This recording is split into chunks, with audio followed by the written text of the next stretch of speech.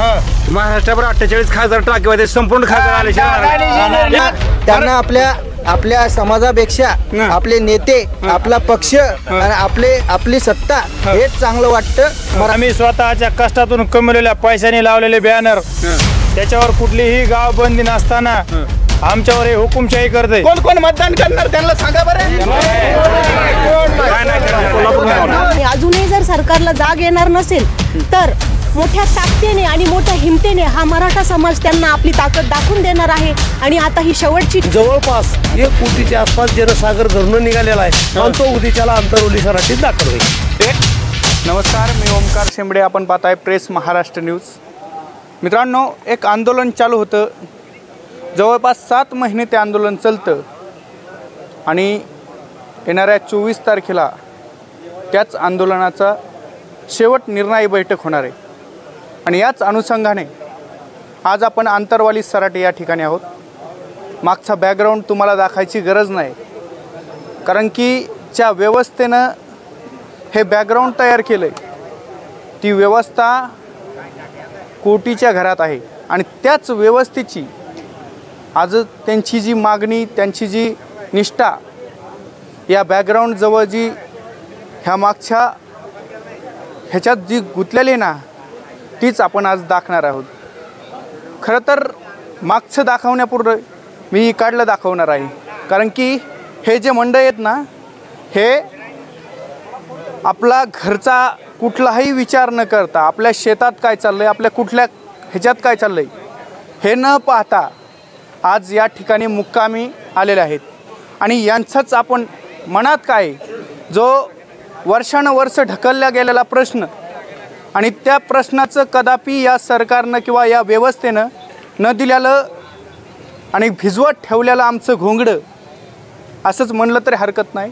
ही व्यवस्था कठोर कुठपर्यंत जाणार आहे आणि हा समाज नेमकं कुठपर्यंत यांचा प्रश्न तुम्हाला झिजवत ठेवायचा आहे, हीच जनता आज आपल्याला सांगून देणार आहे.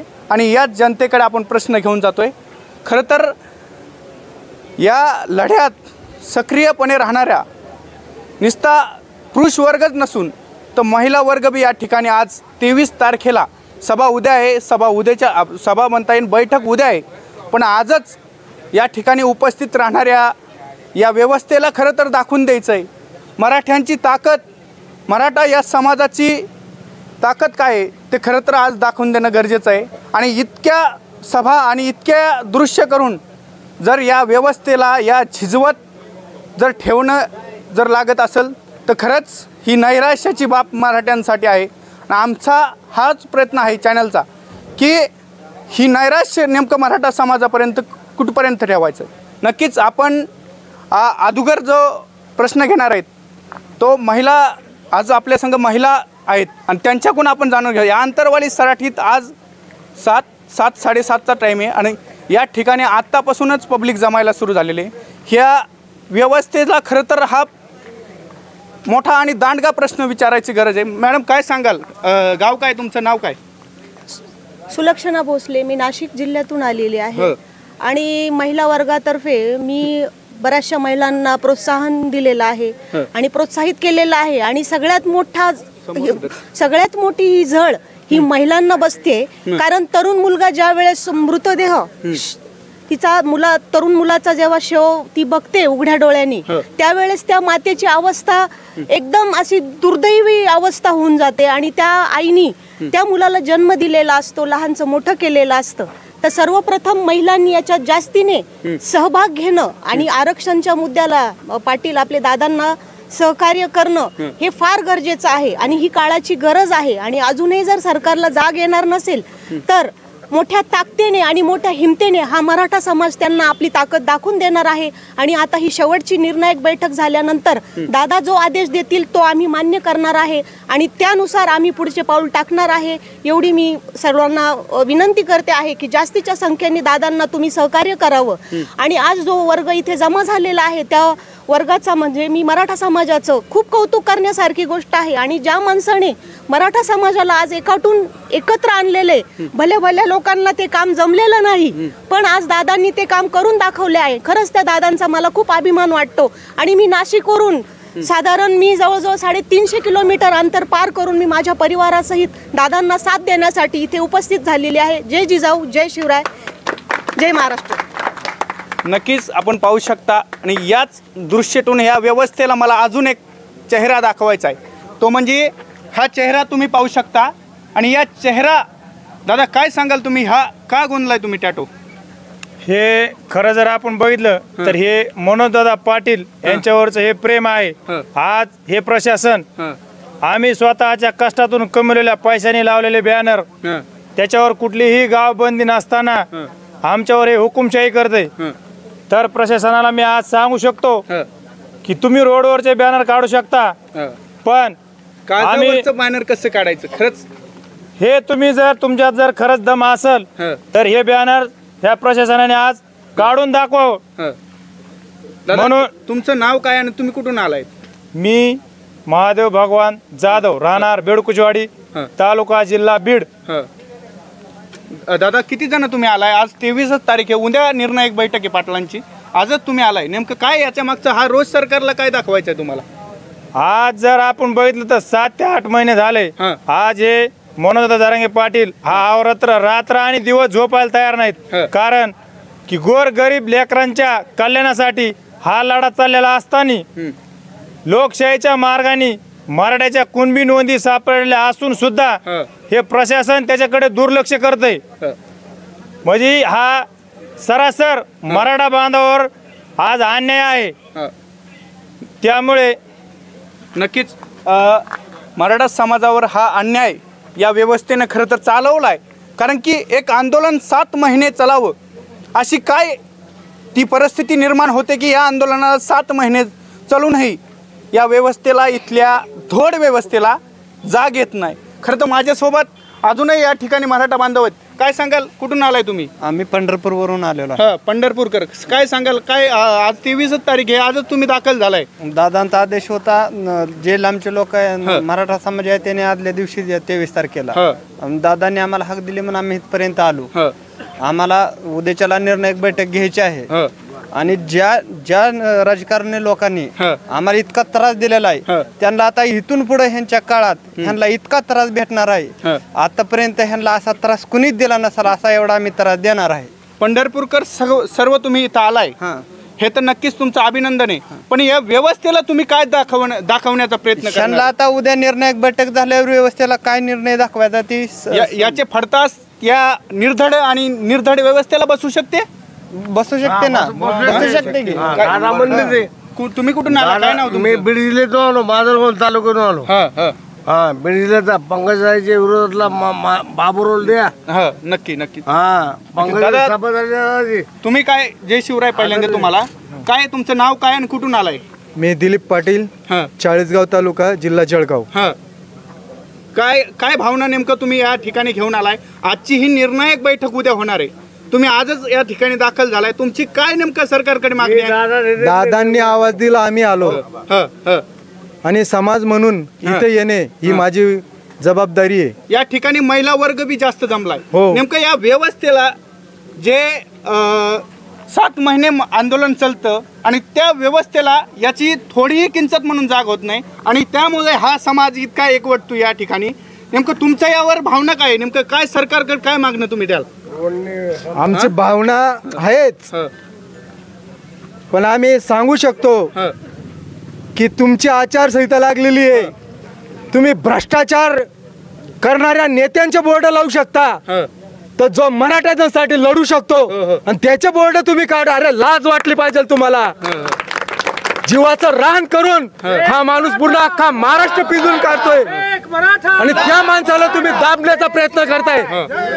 खबरदार, जर पाटलांच्या केसालाही धक्का लागला तर तुमचा इजा बिजा करून आम्ही चिंदड्या करू तुमच्या अख्ख्या राजकारण लोकांचा. नक्कीच या ठिकाणी हा व्यवस्थेपुढे चालू असलेला हा रोष तुम्ही पाहू शकता.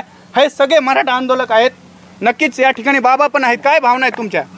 मी कल्याण पाटील इंगळे, आगी तालुका जामखेड, जिल्हा अहमदनगर इथून आलोय. आणि आता ही येणारी जी माझी 3री वेळ आहे.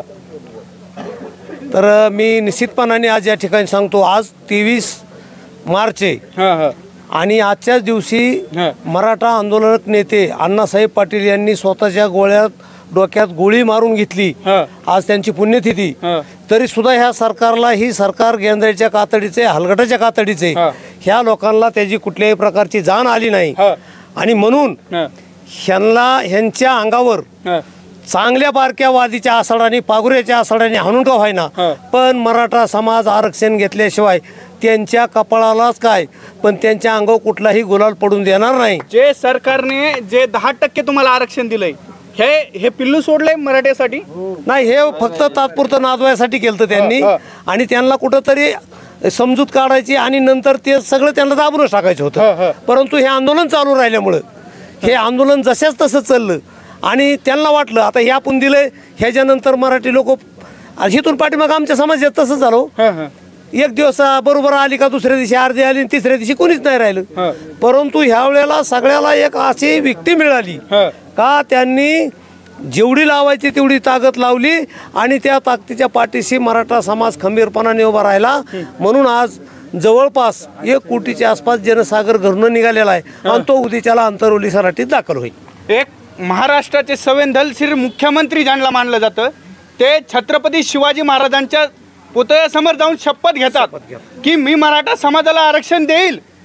पण जे 10% आरक्षण समाजापुढे मांडतात, तुम्ही जे कुणबीमधून मागणी केली, या मागणीला का सरकार डावलतंय? आमची मागणी मुख्यमंत्री माननीय एकनाथ शिंदे यांना आमची मागणी सरसकट ओबीसीतून आरक्षण द्या. परंतु आरक्षण ज्यांना आरक्षण आहे त्यांच्या आरक्षणाला धक्का न लावता 55% पेक्षा जे शिल्लक राहिलेलं आरक्षण आहे ते टाका संपून. बाकीच्या राज्यात 76 पर्यंत आरक्षण गेले आणि महाराष्ट्रात 52-53 आहे. नक्कीच खरंच फारसं असं वक्तव्य केलंय. माझं एक म्हणणं आहे, तुम्ही कुठून आलाय, नाव काय तुमचं? मी राजेभाऊ मळगे, कळंब तालुका, धाराशिव जिल्हा इथून आलो.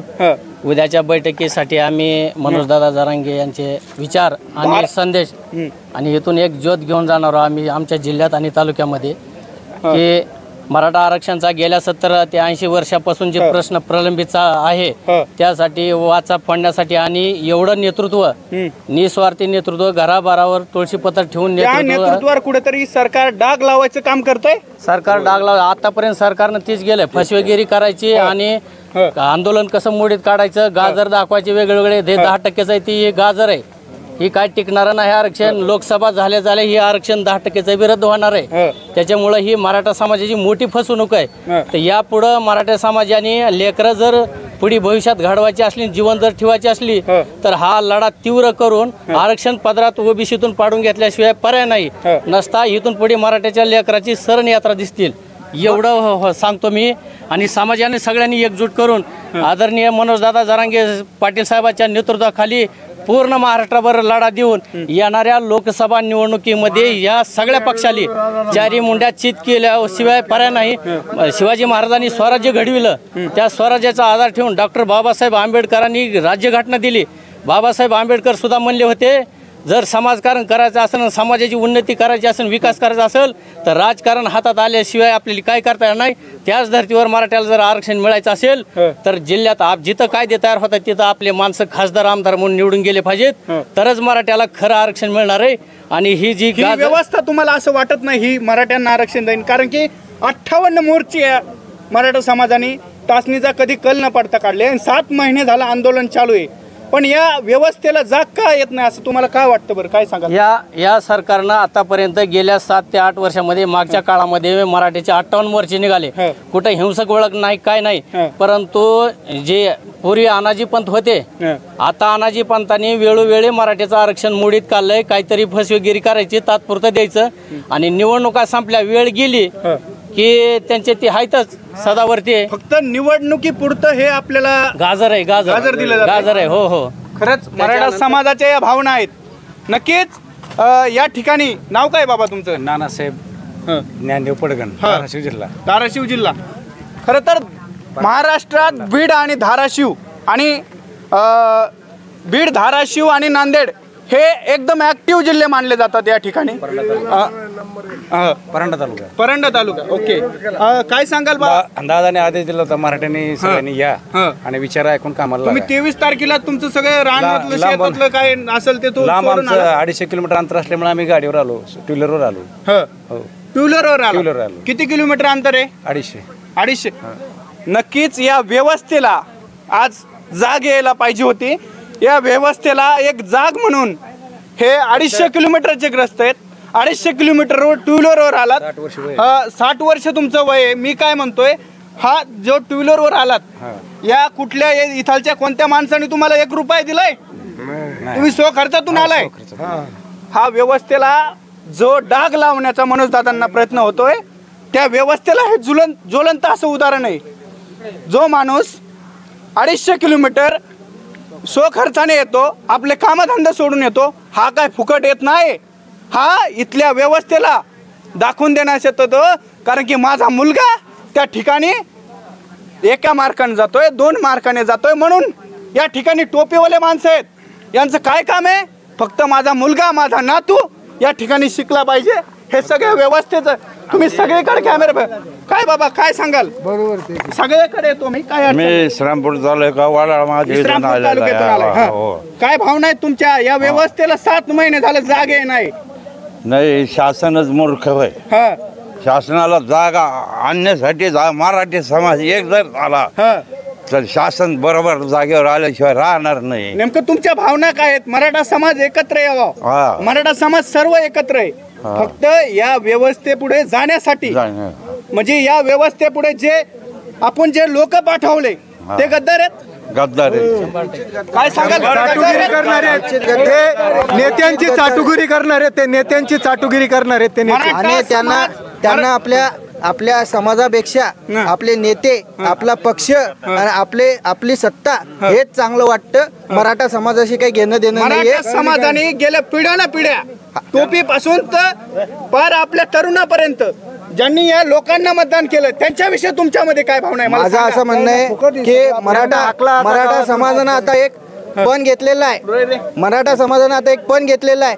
जे हे लबाड आहे, जे हे लुच्चे, यांना घरी बसवायचंय आणि मराठ्याच्या रक्ताचा आणि मराठ्याच्या विचाराचा त्या ठिकाणी संसदेत कार्यकर्ता गेला पाहिजे, आपला प्रतिनिधी गेला पाहिजे. आणि आपली सगळ्या सोयऱ्याची जी मागणी आहे, आपली सगळ्या सोयऱ्याची जी व्यापक व्याप्ती मनोजदादा जरांगे यांनी करून ठेवली आहे, तिला केंद्रात तिला मान्यता मिळाली पाहिजे.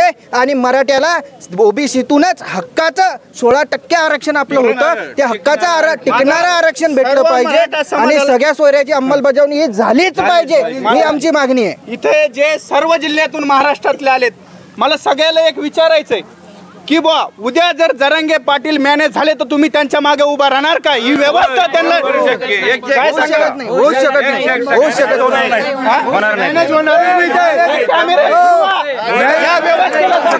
एक मिनिट, मॅनेज झाले असते इतके दिवसात मॅनेज झाले असते. बरोबर.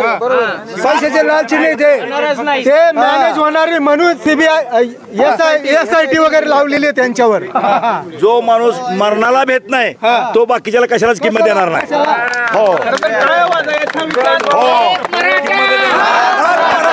आक्रोश घेऊन मराठा समाज येणाऱ्या निवडणुकीला, जी काय महाराष्ट्रात सर्वात जास्त मराठा समाजाचा जे भिजवत घोंगडे ठेवलंय या व्यवस्थेला, याची गरज नाही. यांनी निवडणुका का लावल्या, का आचारसंहिता लावली? अगोदर मराठा समाजाचा ज्वलंत मुद्दा आहे या ठिकाणी असताना आचारसंहिता लावली आणि निवडणूक घ्यायला निघाले. निर्णय घ्यावा की महाराष्ट्रावर 48 खासदार टाकेवा, संपूर्ण खासदार आले. कोण कोण मतदान करणार त्यांना सांगा बरं. कोल्हापूरहून आले. कोल्हापूरहून आले. 500 किलोमीटर 500 किलोमीटर आहे पुढे. 500 किलोमीटरहून तुम्ही आलाय. आलोय. काय भावना आहे तुमच्या आता या व्यवस्थेपुढे? मराठा समाजासाठी 1982 साली असाच एक हिरा अण्णासाहेब पाटील, तो आपण कालच्या दिवशी त्यांनी मराठा समाजासाठी आरक्षण दिलं नाही म्हणून स्वतः दिलेला शब्द पाळला आणि मराठा समाजाचा एक हिरा कालच्या दिवशी आपण गमावला. आणि 40 वर्षानंतर आपल्या समाजाला एक हिरा मिळाला आहे मनोज जरांगे पाटील यांच्या स्वरूपात. खरोखर आज जर सगळा मराठा समाज जरांगे पाटलांच्या पाठीशी ज्या दिवसापासून आरक्षणासाठी उपोषण चालू आहे त्या दिवसापासून पाठीशी राहिलेला आहे आणि इथून पुढे आरक्षण मिळोस तोपर्यंत सर्व मराठा समाज त्यांच्या पाठीशी ठामपणे उभा राहणार आणि आरक्षण घेऊनच या उपोषणाची सांगता होणार ही मी ठामपणे सांगतो. उद्याची जी बैठक आहे ती निर्णायक बैठक आहे. 100% निर्णायक बैठक आहे. येणाऱ्या निवडणुकीत सुद्धा उद्या जरांगे पाटील म्हणाले मराठ्यांनो एकाही या व्यवस्थेतल्या बसलेल्या एकाही खुर्चीला मतदान करायचं नाही. तुमचं काय मत आहे? 100% आम्ही करणार नाही. त्यांचा शब्द आम्हाला आता मराठी लाखोत नाही तर कोटी देते एवढं लक्षात ठेवा. आणि त्यांचा शब्द आम्हाला शिरसंधान आहे. त्यांनी जो निर्णय देतील उद्या त्या निर्णयाशी आम्ही ठाम राहू. सगळे ठाम आहेत त्या 100% त्या निर्णयाशी आम्ही ठाम राहू.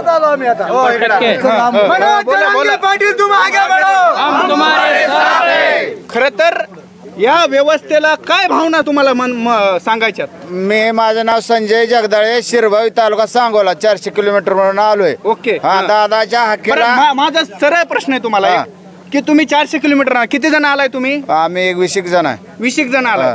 बरं, त्यासाठी या इथलच्या कुठल्या परिसरातल्या लोकांनी तुम्हाला 1 रुपया दिलाय? नाही. काय दिलाय? नाही दिला. सो खर्चाने आलो आम्ही. सो खर्चाने. तुम्ही सो खर्चाने या ठिकाणी आलाय. सो खर्चाने या ठिकाणी तुम्ही आलायत. ही व्यवस्था म्हणते की मनोज जरांगेच्या सभेला पैसा कुठून येतो? मग काय भावना आहे तुमच्या? प्रत्येक मराठा सो खर्चाने येतोय. कोण पैसा देत नाही काय नाही. प्रत्येक मराठा पदरचा कशातला पैसा खर्चून सो खर्चाने येतोय. चहा सुद्धा कोणी पाहिजेत नाही. स्वतःच्या खर्चाने. आणि कोणाचाही रुपया घेतला जात नाही.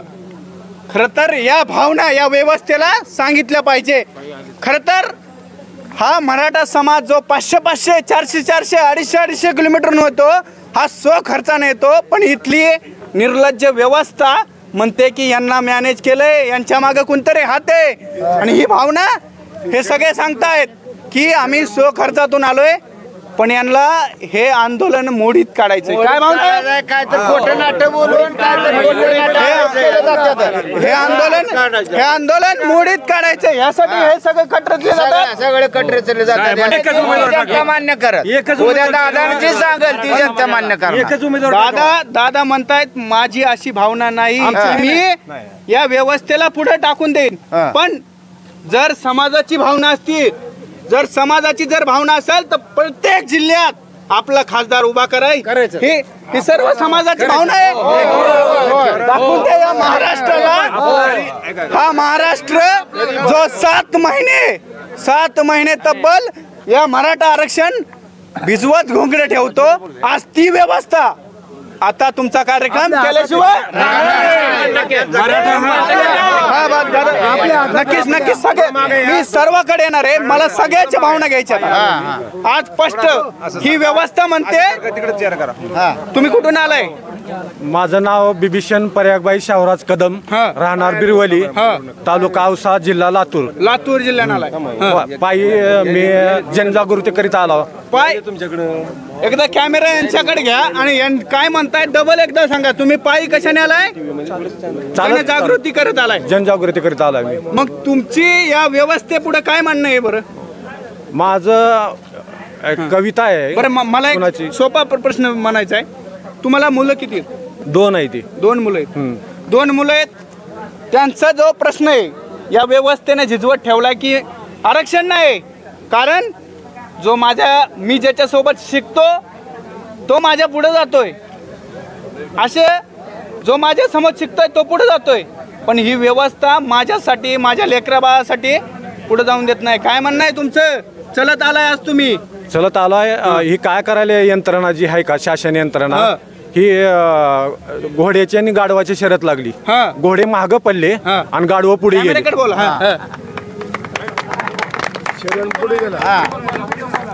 घोडे आणि गाढवाची शर्यत लागली, त्याच्यात गाढव पुढे गेले आणि घोडे मागं राहिले. आज या व्यवस्थेला तुम्ही दाखवताय काय नेमकं? तुम्ही चलत आलाय, ही व्यवस्था यांच्यासाठी काय फंड देणार आहे? हे समाज कशासाठी चलत आलाय? कारण या समाजाला एक नेता मिळालाय. नेता नव्हे, एक बाप म्हणून, एक भाव म्हणून इथं पुढं मिळालाय. या अंतरवाली सराठीतून एक आंदोलन उभा राहतं. त्या आंदोलन चिरडण्याची परिस्थिती काय येते या व्यवस्थेला, मला हे समजत नाही. काय सांगणं आहे तुमचं? अरे चोरट्यानो दिवसाचं पेटवू नका मशाली. अरे चोरट्यानो दिवसाचं पेटवू नका मशाली. अजूनही ना सूर्य तुमच्या केला कोणी हवाली. खरंच एका कवितेतून या व्यवस्थेला यांनी आपलं म्हणणं व्यक्त केलंय. कुणाला बोलायचंय? मी कुठून आलाय, नाव काय तुमचं? माझं नाव किरण चव्हाण, मी माडा सोलापूर जिल्ह्यातून आलोय. विषय असा आहे की मी 2021 साली माझं ओबीसी सर्टिफिकेट नेलं, तरी सुद्धा मी इथं आज का आलो तर माझ्या मराठा बांधवांना जे आता राजकारणी म्हणतात, ज्यांनी आता तुम्ही मगाशी म्हणत होता की झोपेची म्हणजे एक व्यवस्था अशी आहे, पण व्यवस्था अशी आहे की एखाद्या झोपलेल्या माणसाला जागं करता येतं, पण झोपेचे सोंग घेतलेल्या सरकारला जागं करता येतं. त्याच्यामुळं आज मनोज जरांगे पाटलांनी जो लढा उभा केलाय त्या लढ्याला पाठीमध्ये असं म्हणतात की ओबीसीला धक्का न लावता, मी ओबीसी आहे, माझं ओबीसी मधलं सर्टिफिकेट आहे, पण मी आज माझ्या मराठा बांधवांना का आलो? बरं, माझा सोपा प्रश्न आहे तुम्हाला की तुम्ही ओबीसी सर्टिफिकेट घेऊन 2021 ला ना 2021 ला यांनी ओबीसी सर्टिफिकेट घेतलंय, पण माझा भाव या व्यवस्थेला दाखवायचंय, माझा भाव माझ्या मागे, आणि त्याच व्यवस्थेसाठी तुम्ही इथे आलाय ना, त्या व्यवस्थेला जागा करण्यासाठी तुम्ही इथे आलाय ना? 100%. कुठून आलाय म्हणले? माडा माडा सोलापूर. दुसरी गोष्ट अशी आहे की आम्ही प्रत्येक म्हणजे माडा लोकसभा मतदारसंघातून ज्यावेळेस बॅलेट पेपरवर विषय घ्यायचा म्हणून म्हणजे सगळ्यांच्या मराठा समाजाचा विषय आला, त्यावेळेस मी प्रथम माडा लोकसभामधून माझी उमेदवारी स्वतःची जाहीर केली म्हणून दादांचा फोटो वगैरे टाकून, आणि प्रत्येक गावोगावामध्ये आम्ही तशा प्रकारे जागृती केली. आज जवळजवळ 662 गावं माडा मतदारसंघात आहेत. त्या 662 गावामधून प्रत्येक गावामधून 2 उमेदवार आम्ही त्या ठिकाणी उभा करतोय, आणि ते संपूर्ण जवळजवळ 1200-1250 उमेदवार माडा लोकसभेमधून आम्ही उभा करतोय. तर त्या संदर्भात आम्ही त्या जनजागृती करत आहोत. आता पाटलाने तुम्हाला हा आदेश दिला की तुम्ही असे 1200 मतदान ह्याच्यासाठी उभा करा? नाही, तसं नाही, तसा विषय नाही.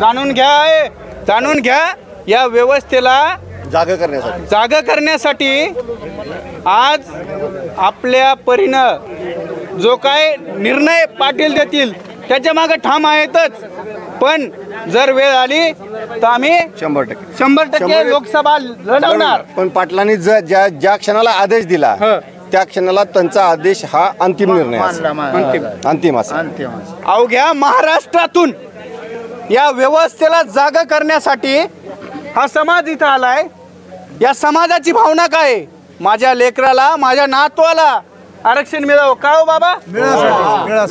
मिळण्यासाठी या सरकारला तब्बल 7 महिने विजवत घोंगडे का ठेवावं लागतं?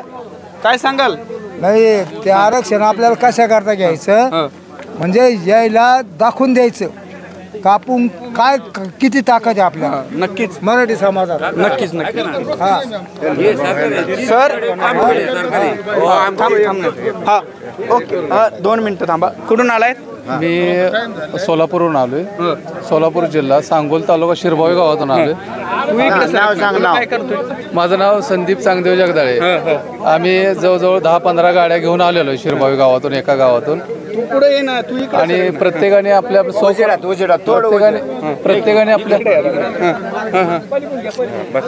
प्रत्येक आपल्या स्वखर्चाने आलेला आहे. दादांच्या प्रेमापोटी, समाजाच्या प्रेमापोटी, समाजांच्या प्रेमापोटी स्वखर्चाने प्रत्येक आलेले आहेत.